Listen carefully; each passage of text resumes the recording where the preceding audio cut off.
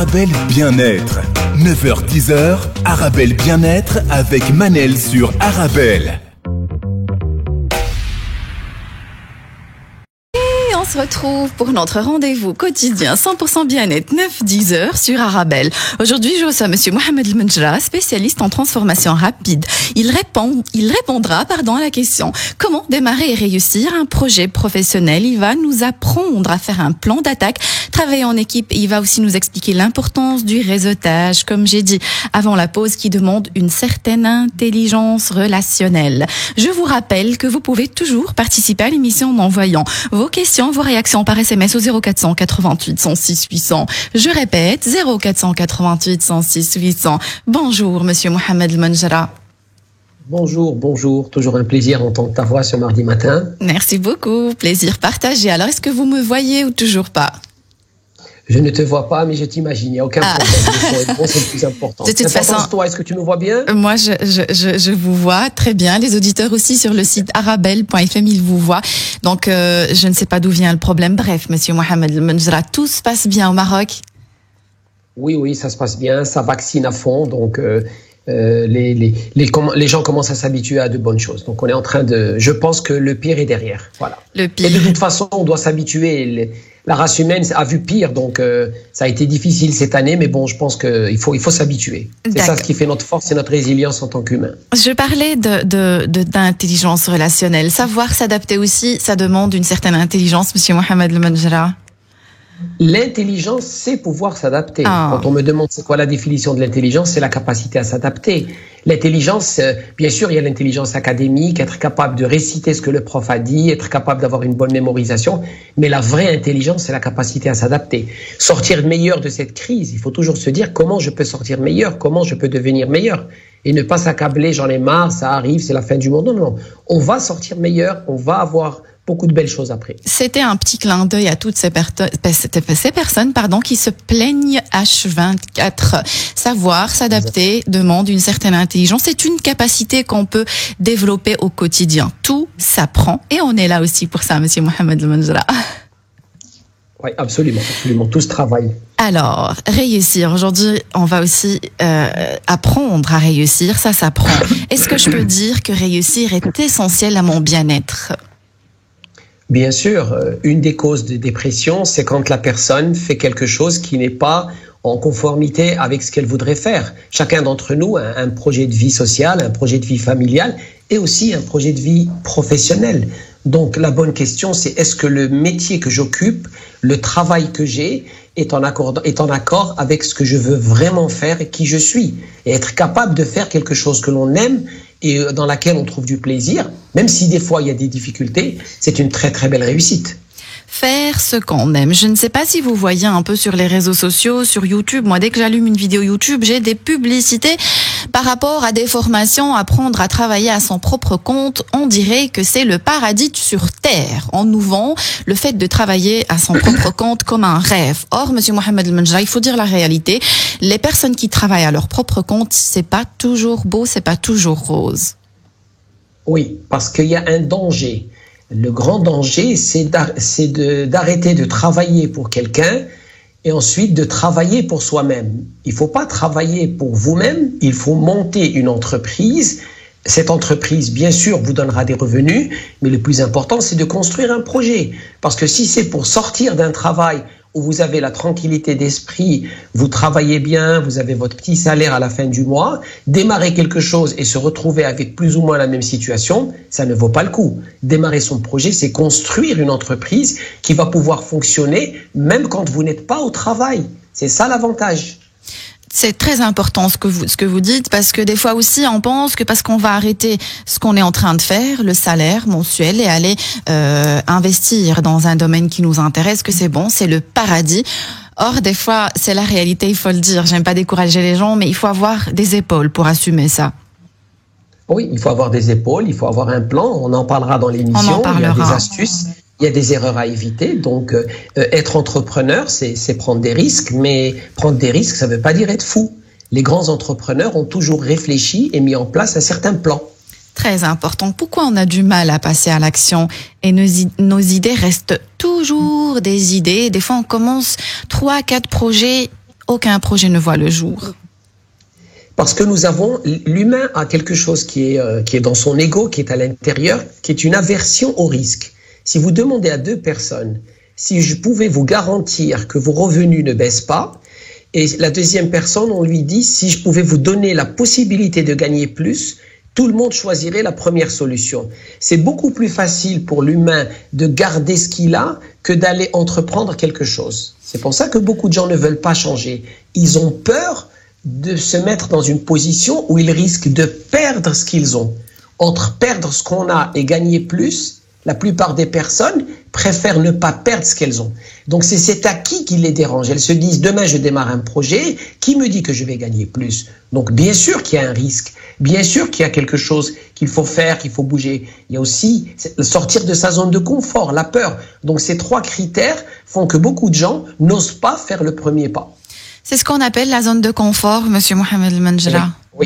Oui, absolument. Et la zone de confort est renforcée par cette aversion au risque. Je préfère garder ce que j'ai, même si c'est pas assez, plutôt que de prendre le risque de gagner plus. Très important. Alors c'est parce que, par exemple, nos parents étaient des fonctionnaires que forcément on le deviendra nous aussi? Ça veut rien dire. Ça veut rien dire. Il n'y a aucune corrélation.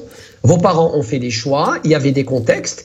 Il y avait un contexte, il y a 50, 60 ans, où être fonctionnaire, c'était une bonne chose parce que les perspectives de développement, les perspectives de carrière permettaient aux gens d'évoluer. Les gens qui travaillaient dans les banques, dans les grandes institutions, avec le gouvernement, il y avait moyen de faire une belle carrière, d'évoluer, de progresser et de gagner convenablement sa vie. Aujourd'hui, malheureusement, on voit que ces très très grandes institutions sont de plus en plus en train de réduire leurs effectifs, donc les perspectives de développement et de croissance sont très faibles, d'où l'idée de réfléchir à démarrer son projet. Et puis, il y a aussi la peur de l'échec. Monsieur Mohamed El Menjra, des fois, on a peur de commencer par peur d'échouer, peur du jugement des autres. Comment combattre cette peur? Il faut décider dans votre vie qui c'est qui va gérer votre vie. Est-ce que c'est la peur ou l'amour et l'envie de faire quelque chose? Ma devise dans la vie, c'est 0 regret. Quand j'ai envie de faire quelque chose, quand je suis passionné par cette chose, quand je crois dans cette chose, je fonce dans cette chose. Parce que se dire dans quelques années, j'aurais dû faire ça, la question que je dis souvent aux gens, posez la situation où vous êtes avec vos petits-enfants. Est-ce que vous voulez, quand vous parlez avec vos petits-enfants, leur dire, moi je voulais faire ça, j'avais ce projet, j'avais envie de faire cela, j'étais intéressé par cela. Est-ce que vous voulez être une personne qui a une liste de plein de choses qu'elle voulait faire dans sa vie et qu'elle n'a jamais faites? Ou est-ce que vous voulez être une personne qui a risqué, qui a fait des choses et qui a entrepris? Et plus on va avancer dans l'âge, Monsieur Mohamed El Menjra, plus on va regretter ce qu'on n'a pas fait et non pas ce qu'on a fait. Absolument. Et les échecs. Exactement. Oui, je vous écoute.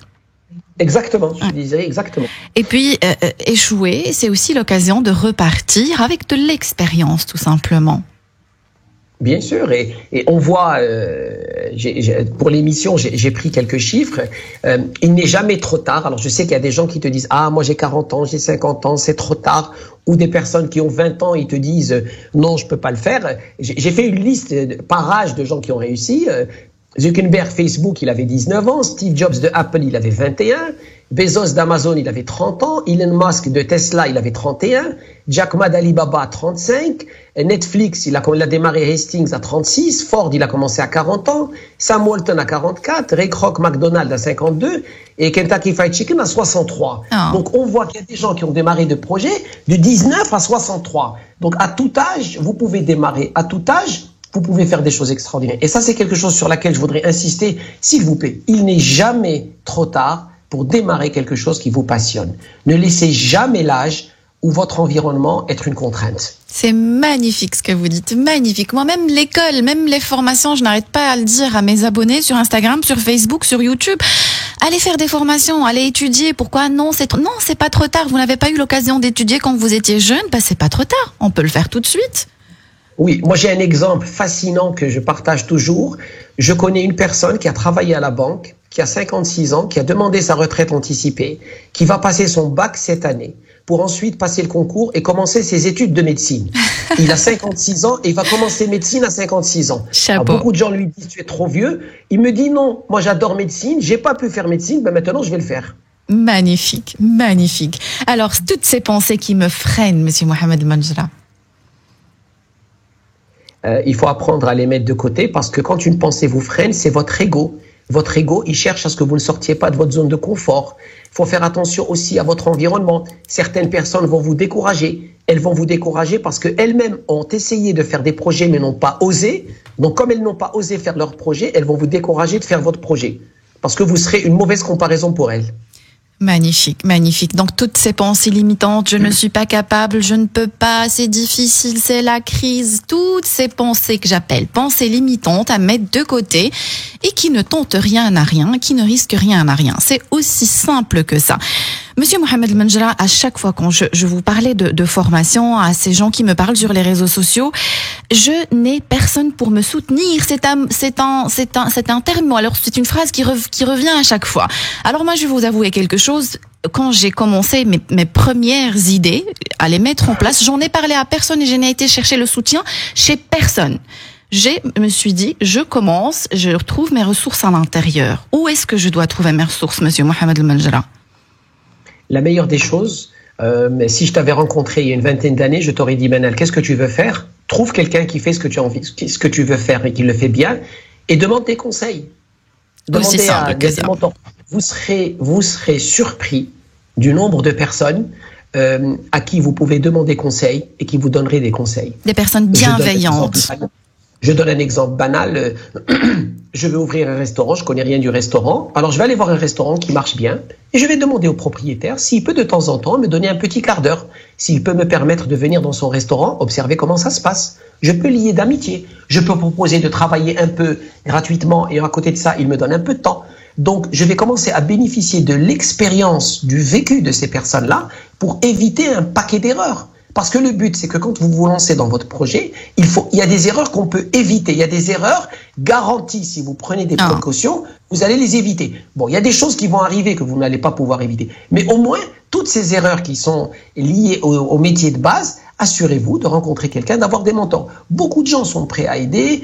Il y a des réseaux sur Internet, il y a des groupes de personnes qui sont prêts, des anciens, des retraités qui ont des expériences dans certains domaines. Il y a énormément de ressources. N'hésitez pas à demander de l'aide, n'hésitez pas à apprendre et à écouter. Il faut lire, il faut se renseigner. Rien de mieux que de demander à quelqu'un qui a été dans le métier et qui peut partager avec vous votre expérience. Voilà. C'est magnifique ce que vous dites. Et il y a aussi beaucoup de personnes bienveillantes sur Terre et on attire à soi ce que l'on vibre. C'est une phrase qui revient toujours dans cette émission. Ce que j'essaie aussi de dire, monsieur Mohamed El-Menjra, parce que des fois, d'accord, on a le conseil, on va essayer de trouver le conseil. Des fois, on n'a pas le soutien qu'il faut. On a plutôt des gens qui nous découragent. Et je n'ai pas envie que les gens qui nous écoutent essayent de trouver des excuses. J'ai été aussi à certains moments la championne du monde de trouver des excuses. C'est à cause de l'autre, c'est à cause de mon passé, c'est à cause de je ne sais pas quoi. Stop aux excuses. On cherche pas le soutien moral quelque part. Oui, ne partagez votre projet qu'avec les gens qui peuvent vous apporter quelque chose. Ne passez pas votre temps à dire je vais faire ça à tout le monde. Il faut savoir parler. Je partage mon projet qui est personnel, qui est profond, qui est passionnant pour moi et qui représente beaucoup. Je le partage avec des gens qui vont pouvoir apprécier cette passion et m'aider dans cette passion. Mais si c'est pour le partager avec des gens qui vont me décourager, je n'ai pas besoin de ces personnes-là. Je partage avec ces personnes-là d'autres choses. Exactement, on partage des moments agréables. Alors, monsieur Mohamed El-Menjra, étape primordiale avant de débuter un projet, c'est étudier les risques. C'est une étape aussi, on va dire, délicate, parce que ça peut aussi me paralyser. Bien sûr, lancer un projet, il faut étudier, il faut préparer, il faut anticiper. Les choses se font progressivement. De ce que je vois, c'est que quand on démarre un projet, il y a facilement une période de 2 ans entre le moment où vous avez l'idée et le moment où vous démarrez le projet. J'ai démarré plusieurs projets, j'ai démarré des commerces, j'ai démarré un restaurant, j'ai démarré plusieurs sociétés et je sais que ça prend en moyenne 2 ans. Mais il faut travailler, il faut faire les choses progressivement. Quand vous démarrez un projet, le but n'est pas de dire j'arrête tout ce que je fais et je me lance dans le projet, mais c'est de commencer à accumuler de l'information. Aujourd'hui, vous avez des chances extraordinaires, c'est que n'importe quelle formation est disponible gratuitement sur Internet. Et la deuxième des choses, c'est que la planète, c'est vos clients. Donc aujourd'hui, les gens qui me disent il n'y a pas d'opportunité, je leur dis mais c'est du n'importe quoi. Aujourd'hui, moi je suis assis au Maroc, je peux vendre à quelqu'un qui est en Malaisie. Dans le cadre de mon accompagnement, j'accompagne des gens en Belgique, en France, aux États-Unis, au Canada, en Angleterre. chose que je ne pouvais jamais penser faire il y a 20 ans. Donc, il y a énormément d'opportunités, il y a énormément d'informations qui est disponible. Il faut juste prendre le temps d'être discipliné, de compiler cette information et de s'accrocher. Vous voulez réussir dans la vie, il faut être patient. La vie, c'est un marathon, il faut être patient, il faut s'accrocher. Il va y avoir des hauts et des bas. Il va y avoir des périodes où vous allez être découragé. Il va y avoir des fois où vous allez penser que vous n'allez nulle part. Mais accrochez-vous et vous allez pouvoir réussir votre projet. Je vais souligner deux choses que vous avez dites. C'est magnifique, monsieur Mohamed Menjra. Vous avez dit le faire progressivement. Le problème, c'est qu'on a envie de tout de suite. Aussi, vous avez parlé de formation. Alors, on a une énorme chance. On n'imagine pas à quel point c'est facile de se former sur Internet. Il y a des tutos sur YouTube, des formations gratuites un peu partout. On n'a même pas besoin de payer quoi que ce soit. Moi, je connais des personnes au Maroc, ici, ils ont commencé à partir de rien. Ils ont fait des formations sur Internet. Et c'est ça que j'appelle vraiment la réussite. C'est commencer à partir de zéro. Alors si on va dire, les meilleures études et qu'on a eu l'argent qu'on veut et qu'on a eu la facilité qu'on veut, je vais dire, c'est pas la même, la victoire n'a pas le même goût, monsieur Mohamed Menjra. Il y a énormément d'opportunités. Et j'ajouterai aussi autre chose, c'est que vous pouvez aussi, dans le cadre de votre travail, allier du social. Moi, j'ai une étudiante à moi que j'ai accompagnée, qui a démarré un projet, je peux donner son nom parce que c'est un projet caritatif, qui s'appelle La Mamie, M-A-M-Y. Qu'est-ce qu'elle a fait? Elle a voulu se lancer dans la restauration, mais elle a voulu faire de la restauration sociale. Elle a trouvé des mamans en situation précaire, des femmes qui sont au foyer, qui ont des moments difficiles, soit une femme dont le mari a été en prison, soit une femme dont le mari ne travaille pas, dans des milieux populaires. Elle a commencé à leur demander de préparer des recettes à la maison. Elle a développé un site web et elle commence à commercialiser ça pour les restaurants. Donc vous avez un menu, vous voulez un couscous, vous voulez des pâtes, vous voulez des kebabs. Donc ce qu'elle fait, elle les commande. Qui c'est qui cuisine? C'est pas elle, ce sont ces femmes en situation précaire et elle vend ça aux sociétés. Elle fait du social, elle gagne de l'argent, elle a démarré son projet, elle a reçu beaucoup de financement. Donc on peut aussi allier le social, on peut aider les gens, on peut apporter quelque chose et bien gagner sa vie. Donner un sens, vous l'avez déjà dit dans cette émission, donner un sens à ce qu'on fait. Bien sûr, votre vie doit avoir un sens. Il faut qu'à la fin de votre vie, chacun d'entre nous est venu sur Terre avec un sens, avec une mission, faire quelque chose, apporter. Avoir un sens, c'est avoir quelque chose qui va au-delà de nous-mêmes. Bien sûr qu'on doit gagner de l'argent, on doit faire des choses pour nous, mais c'est tellement plus encourageant de faire pour les autres. Et on peut, et ça j'insiste, on peut être un entrepreneur qui gagne beaucoup d'argent et en apportant aux autres. On emploie du monde, on recrute des gens, on forme des gens, on paye des impôts, on donne la chance à d'autres personnes de se développer, on fait utiliser plein de prestataires. Donc, il y a moyen de concilier les deux. Et c'est aussi une bonne chose. Magnifique. Je vais lire un SMS que j'ai reçu. Salam à vous, ma fille de 7 ans est défaitiste. Tout est trop dur, elle ne supporte pas l'erreur. Et même si je lui fais des compliments, elle dit souvent, elle ne l'accepte pas. Ça m'énerve et je ne sais plus quoi faire. Si vous permettez, monsieur Mohamed Menjra, la réponse juste après la pause. Restez avec nous, vous êtes bien sur Arabelle. 9h-10h, Arabelle Bien-être avec Manel sur Arabelle. On se retrouve pour notre rendez-vous quotidien 100% bien-être 9-10h sur Arabelle. Aujourd'hui, je reçois monsieur Mohamed Menjra, spécialiste en transformation rapide. Il répond à la question comment démarrer et réussir un projet entrepreneurial. Je vous rappelle que vous pouvez toujours participer à l'émission en envoyant vos questions, vos réactions par SMS au 0488 106 800. Je répète, 0488 106 800. On parlait de formation et j'ai justement reçu un message de mon formateur, Mounir.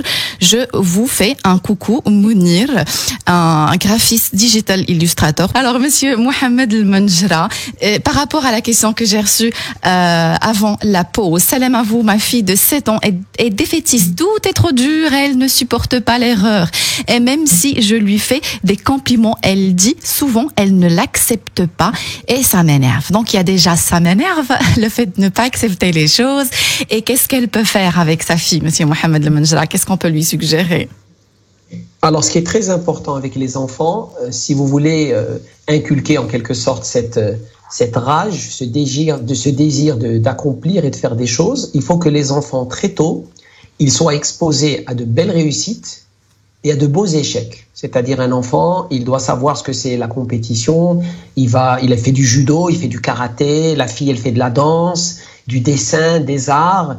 voir réussir de belles choses, même si c'est des choses basiques et symboliques, et des fois, malheureusement, avoir des échecs. Donc, il faut inculquer à l'enfant que l'échec fait partie de la vie, que l'échec est un enseignement, qu'après un échec, il faut se poser des questions, comment on peut devenir meilleur, plutôt que se dire pourquoi c'est arrivé à moi. Et c'est cette éducation où on met l'enfant à l'aise à prendre des risques, à faire des choses. C'est pour ça que toutes les activités extrascolaires sont très importantes.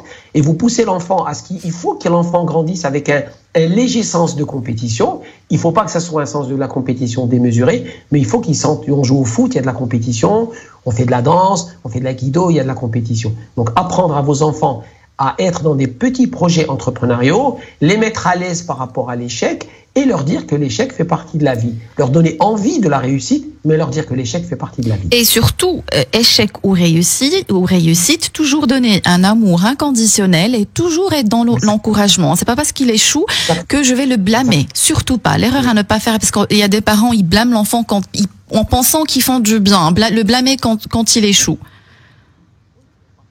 Les parents sont en train de conditionner l'amour à la réussite. Quand tu auras une bonne note, je serai content. Quand tu auras 15 sur 20, je suis heureux. Que je t'aimerai toujours quand tu auras 18. Donc l'enfant grandit avec cette idée que les notes et la performance scolaire sont reliées à l'amour qu'il va recevoir des parents. Et ça, c'est la plus grande erreur. C'est pour ça que des enfants, après, ils développent des complexes. Ils disent, je n'ose pas dire à mon papa que j'ai eu 12 sur 20 parce que lui, il voulait que j'ai 14. Il n'a pas à vouloir que vous ayez 14. Il doit vous aimer et vous encourager. Vous avez eu 12, c'est bien. Vous avez eu 14, c'est encore mieux. Et vous avez eu 4, ben il va travailler avec vous pour que la prochaine fois, vous ayez mieux. Mais vous n'avez pas à avoir peur de la réaction de vos parents. Et ça, c'est quelque chose que les parents ne doivent pas développer. Magnifique. Mounir, mon formateur, il dit, il faut surtout être bien entouré. Vous allez nous expliquer comment être bien entouré aussi, monsieur Mohamed Menjra. En annonçant l'émission, j'ai parlé du réseautage. Ça demande une intelligence relationnelle. Ça se développe. Hyper important. J'ai aussi mon invité, Awatif Tahiri, coach holistique, qui me dit, j'aime bien le sujet. Merci, Awatif. Je vous rappelle que vous pouvez toujours nous envoyer vos questions, vos réactions par SMS au 0488 106 800, 0488 106 800. Monsieur Mohamed El Menjra, pour mettre une idée en place, il faut savoir laquelle. Comment trouver ma vocation? Des fois, ça met des années, ça met 10 ans pour trouver une vocation. Vous voulez trouver votre vocation? Posez-vous la question, qu'est-ce qui vous passionne? Ça, c'est la première question.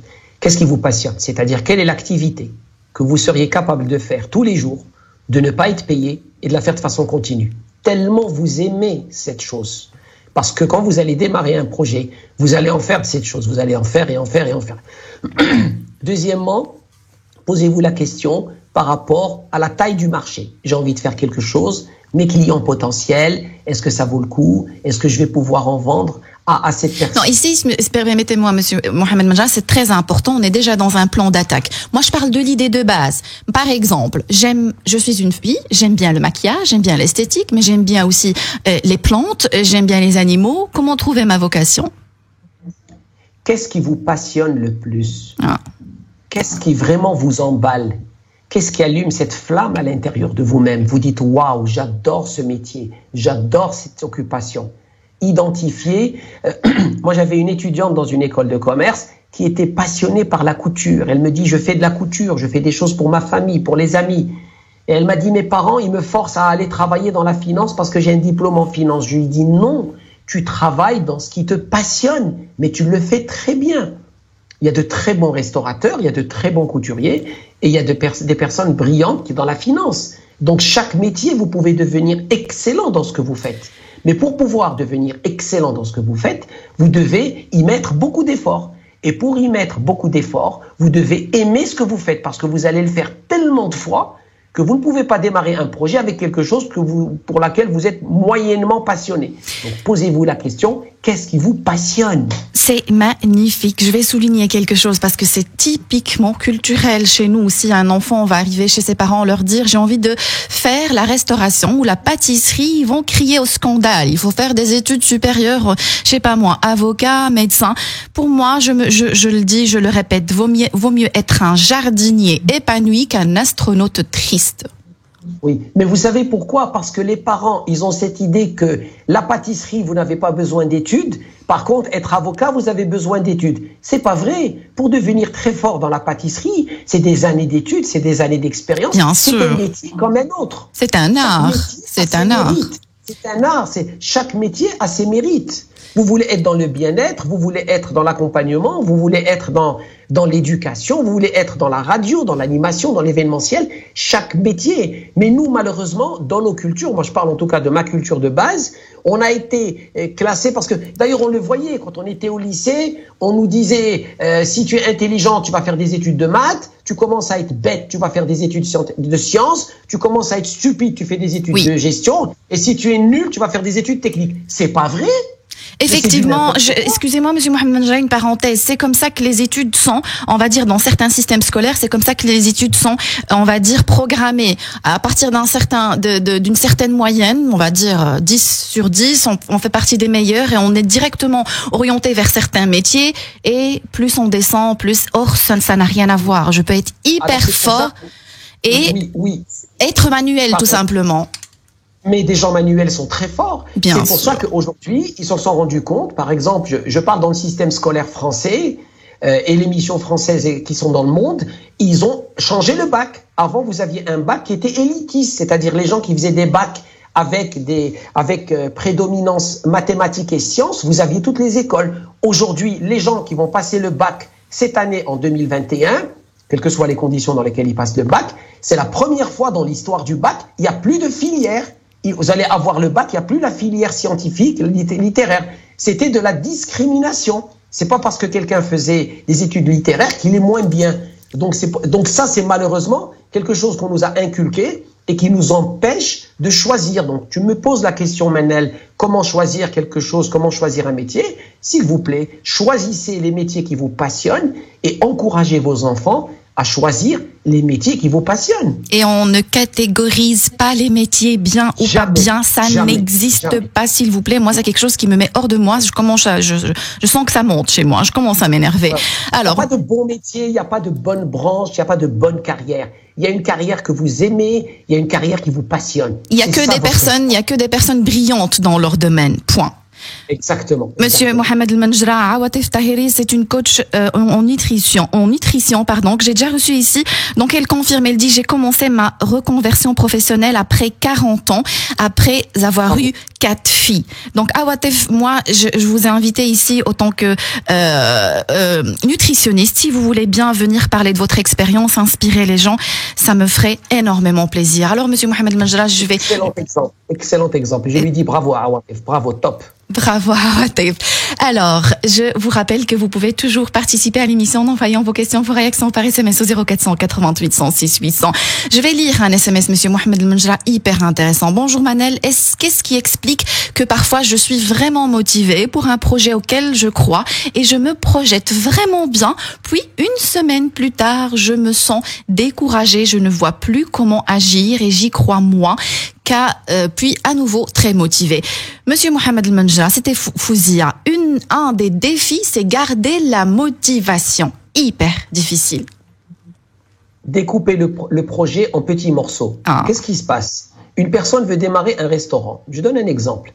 Je vais démarrer le restaurant, je vais faire ça, je vais faire ça.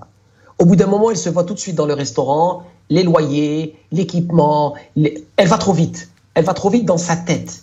Il faut que vous vous habituez à ce projet. Prenez l'idée du projet, découpez-la en 50 ou 60 petites idées et chaque idée, vous la faites une à la fois. Je vais choisir le nom du projet. Ensuite, je vais faire ça. Ensuite, je vais faire ça. Découpez votre projet. Qu'est-ce que font les gens? Ils prennent le projet et ils se l'imaginent tout de suite disponible. Et ça leur fait peur. On est vite impressionné. Je ne peux pas m'ouvrir un restaurant avec l'idée que j'ai eu l'argent, j'ai recruté l'équipe, j'ai tout fait. Et dès qu'on pense à ça, ça refroidit la personne. Donc, mon conseil, découpe ton projet en petits détails. Tu fais une liste de 1 à 50 et tu commences à dire 1, 2, 3, 4, 5. En découpant le projet va vous sembler beaucoup plus faisable et beaucoup plus abordable. Ici, monsieur Mohamed Menjra, on a déjà fait une émission sur la loi de l'attraction. Et parmi les choses que vous avez citées dans l'émission, c'est aussi faire un petit pas tous les jours. Je ne suis pas bien, je suis démotivée. Même avec ça, j'essaie quand même de faire un petit pas. Il ne faut rien négliger, aucune forme d'effort. Absolument, absolument. Il faut vous accrocher. Il va y avoir des fois, vous allez être découragé. Parce que dès que vous allez rencontrer un obstacle, il faut s'accrocher. Alors, le conseil, encore une fois, découpez votre projet en petites étapes. Moi, j'ai estimé que dans un projet, il y a à peu près 200 étapes. Ces 200 choses, vous faites 1, 2, 3 et vous continuez. Et chaque jour, vous faites une petite chose, une chose à la fois. Mais de vouloir, dès le départ, avoir tout d'un coup, bien sûr, c'est ça qui décourage. Ah, très important ce que vous dites. Je vais prendre les questions de mes auditeurs, mais si vous permettez, Monsieur Mohamed Majra, ça va être juste après la pause. Restez avec nous, vous êtes bien sur Arabelle. Arabelle Bien-être. 9h-10h, Arabelle Bien-être avec Manel sur Arabelle. Magnifique chanson de Nancy Ajrami, Yevenet. Et on se retrouve pour notre rendez-vous quotidien 100% bien-être. 9-10 heures sur Arabelle. Aujourd'hui, je reçois Monsieur Mohamed Manjra, spécialiste en transformation rapide. Il répond à la question comment démarrer et réussir un projet entrepreneurial. Je vous rappelle que vous pouvez toujours participer à l'émission en envoyant vos questions, vos réactions par SMS au 0488 106 800, 0488 106 800. Merci à vous deux, un réel plaisir de vous écouter sur Arabelle. Merci beaucoup, c'est moi qui vous remercie. Alors, Monsieur Mohamed Manjra, vous avez parlé de la première étape, découper tout simplement pour ne pas être impressionné par les tâches qui nous attendent. Découper notre projet en petites étapes. La suite, Monsieur Mohamed Manjra, l'approche SMART, on entend beaucoup parler. Qu'est-ce que ça veut dire? SMART, c'est un acronyme, c'est-à-dire ce sont des initiales de plusieurs mots pour pouvoir gérer un projet. S, c'est pour spécifique. M, c'est pour measurable, qu'on peut mesurer. A, c'est pour attainable, qu'on peut atteindre. R, qu'on peut suivre. Et T, pour lequel il y a une échéance de temps. Donc, ça veut dire quand vous démarrez votre projet, vous les découpez en petites étapes. Et chaque étape, il y a un objectif, il y a un temps. Donc, d'ici une semaine, je vais faire ça. Voilà ce que je dois faire. Et vous apprenez, dans le cadre du découpage de votre projet, de faire des petites étapes qui sont claires, précises, mesurables, dans une échelle de temps. Très important. Donc, puisque vous avez parlé de ces termes en anglais, je vais essayer de les traduire. SMART, donc il y a S, ça veut dire spécifique, ça doit être simple et précis. Mesurable, c'est-à-dire que je dois pouvoir quantifier, on va dire, mon projet. Atteignable, bien sûr, on doit être dans l'ambition, mais ça doit être un projet aussi atteignable. Réaliste, le R, réaliste. On va parler de budget, de durée, priorité, pas mal de choses. Bref, et temporel. Qu'est-ce que ça veut dire, temporel, Monsieur Mohamed Manjra? C'est-à-dire qu'il y a une échelle de temps. On le dit. Je peux pas me fixer quelque chose et me dire il n'y a pas de temps. Je vais dire je vais contacter telle personne, je sais pas quand. Non. Je dis voilà, dans la première étape, je dois appeler cette personne avant telle date. Avant telle date, il me faut l'information. Vous vous donnez des dates butoirs. En découpant votre projet, chaque petite étape de votre projet a une date butoir. Sinon, l'étude et la mise en place de votre projet peut prendre des années. Il faut des fois se bousculer un petit peu. Parce que quand vous travaillez pour votre compte, quand vous démarrez un projet, vous n'avez pas de patron derrière vous qui vous dit qu'est-ce que tu as fait. Donc vous allez en quelque sorte vous-même vous mettre cette discipline. Magnifique ce que vous dites. Alors j'ai reçu un chouette message, de Mariam. Salam Manel, je suis effarée des conseils du professeur Bravo. Ça nous parle tellement. Il a les réponses à tout. Nous avons besoin de belles et vraies personnes comme ce monsieur en Belgique dans les écoles universitaires, Mariam. Effectivement. Merci. Monsieur Mohamed Manjra, vous êtes déjà prof à l'université au Maroc, hein? Oui, j'enseigne dans les grandes écoles de commerce au Maroc. Oui, exactement. J'enseigne l'entrepreneuriat et le développement personnel depuis plus de 15 ans. Et vous êtes quelqu'un qui a été vite adopté par mes auditeurs belges. Je remercie mes auditeurs, je remercie Arabelle, je remercie la vie et je vous remercie aussi vous, Monsieur Mohamed Manjra. Merci Mariam pour le message. Monsieur Mohamed. Et je vais partager avec vous, puisqu'on parle de projet entrepreneurial et puisqu'on parle de Belgique, il y a 22 ans, je voulais me lancer dans le jouet. Et j'ai réussi avec un partenariat avec mes amis belges, la chaîne Maxi Toys. J'ai démarré Maxi Toys il y a 20 ans au Maroc. À l'époque, j'avais 30 000 €. J'avais aucune connaissance du domaine du jouet. J'étais au Canada.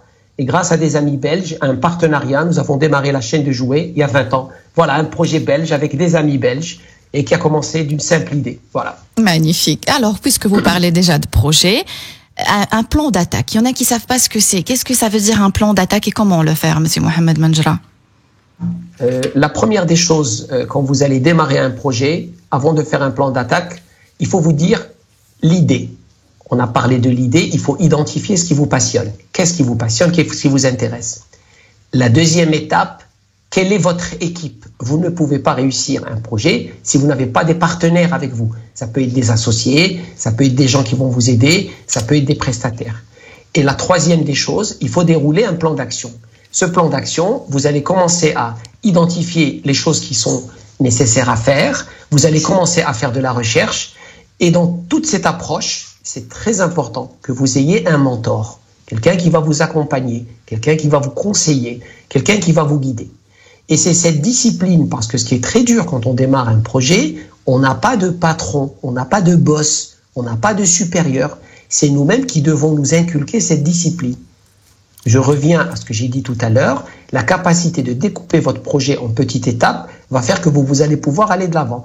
Et vous allez apprendre, et vous allez vous renseigner. Il faut investir un nombre d'heures. Un exemple que je peux vous donner, quelqu'un qui travaille toute la journée, je lui recommande chaque jour de prendre 1 heure et de travailler sur son projet, et le week-end de peut-être travailler 2 heures le samedi et 2 heures le dimanche. Donc si vous vous dites chaque jour, je travaille 1 heure sur mon projet et les week-ends, je travaille 2 heures sur mon projet, vous allez investir de l'effort. Il faut de la discipline, il faut de l'organisation.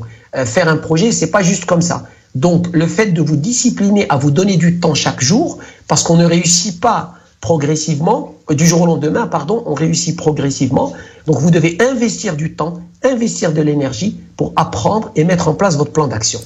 Alors, là, il y a sur Instagram très long message. Pour résumer, elle veut aussi se lancer, mais ce qui la décourage, c'est l'administration. Effectivement, Monsieur Mohamed El-Menjra, autant vous avez des facilités au Maroc, autant ici, au niveau administratif, on va dire, c'est très compliqué. Qu'est-ce qu'on peut lui dire? Je ne pense pas qu'en Belgique, ça soit plus compliqué qu'au Maroc. Ça, je peux vous signer dessus. Mais posez-vous la question.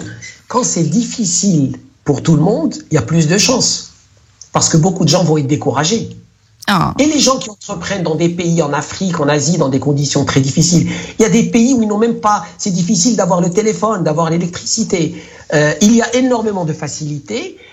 Chaque fois qu'il y a un obstacle, dites-vous bien que vos concurrents ne vont pas être capables de dépasser cet obstacle.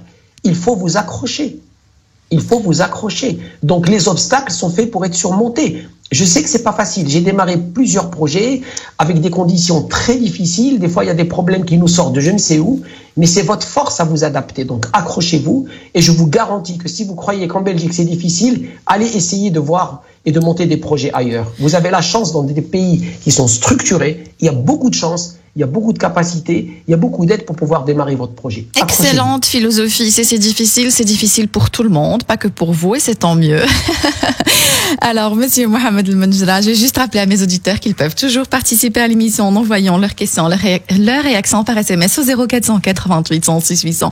0488 106 800. Ici, le défi vraiment à relever, pour moi, ce n'est que mon avis, Monsieur Mohamed El-Menjra, c'est de se lancer et en même temps avoir un revenu fixe. Parce que des fois, ça nous décourage. On se dit, si j'arrête, si je donne tout mon temps à mon projet, j'aurai pas de revenu fixe, j'ai un loyer, j'ai une voiture, j'ai un tas de choses. Ça nous paraît comme une petite montagne, ou grande montagne, pardon. C'est pour ça qu'il faut faire les choses progressivement. D'accord. Démarrer un projet, ça veut pas dire j'arrête mon travail et du jour au lendemain j'ai pas de revenus. Surtout pas. C'est pour ça que l'étude qui va prendre 1 ou 2 années avant de démarrer votre projet, vous le faites pendant cette période. Vous avez continué à avoir vos revenus, vous continuez à payer vos charges, mais vous mettez un petit peu de côté et vous vous préparez. Vous ne plongez qu'à la phase finale.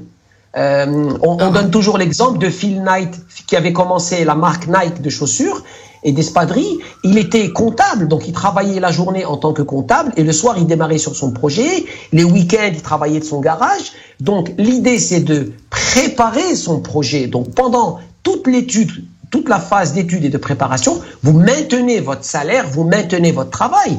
Un entrepreneur, ce n'est pas une personne qui est folle. Elle est peut-être ambitieuse dans ce qu'elle veut accomplir, mais elle est réaliste. La force, c'est d'être extrêmement réaliste sur le présent et extrêmement optimiste sur l'avenir. Vous êtes réaliste sur le présent parce que vous savez que vous avez des charges à payer, mais vous êtes extrêmement optimiste. Vous dites, je veux de la richesse, je veux de la réussite. Il faut dire oui à la richesse, il faut dire oui à l'argent pour pouvoir en avoir et partager avec les autres. Il ne faut pas avoir honte de vouloir être riche et de gagner beaucoup d'argent. Et ça, c'est quelque chose qui est très important. Beaucoup de gens ont des problèmes avec ce côté mental de vouloir gagner de l'argent. Non, parce que travailler pour quelqu'un, vous allez avoir un revenu, construire quelque chose pour vous, vous allez accumuler de la richesse. Et alors, il n'y a pas de mal. Magnifique, prendre le temps et surtout maintenir notre salaire. C'est très important. Il faut avoir des ressources, Monsieur Mohamed Majra, pour subvenir à nos besoins, la famille, si on a une famille, et ne plonger que qu'on sait que c'est déjà en route. C'est bien ça. Exactement. Il y a même des gens qui démarrent des projets pendant quelques mois, le temps que les choses tournent, et après, ils font le pas. Démarrer un projet, ça ne veut pas dire être fou ou plaqué. Il faut être extrêmement réaliste dans le présent, extrêmement ambitieux dans l'avenir.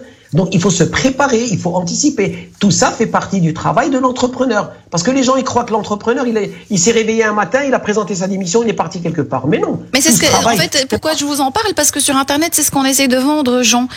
Comme ça, hein, une sorte de suicide, comme ça, on plaque tout et on commence. Ouais, bah, si vous avez quelqu'un qui va vous prendre en charge, il n'y a aucun problème. Sinon, non, personne. Personne ne va nous prendre en charge, je peux vous l'assurer. Non, pas dans ce sens du tout. Vous me faites rire.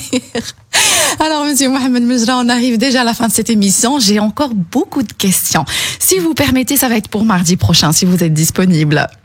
Avec plaisir de partager avec vous. Merci beaucoup. Très chers auditeurs, vous êtes votre meilleur investissement. Misez sur vous.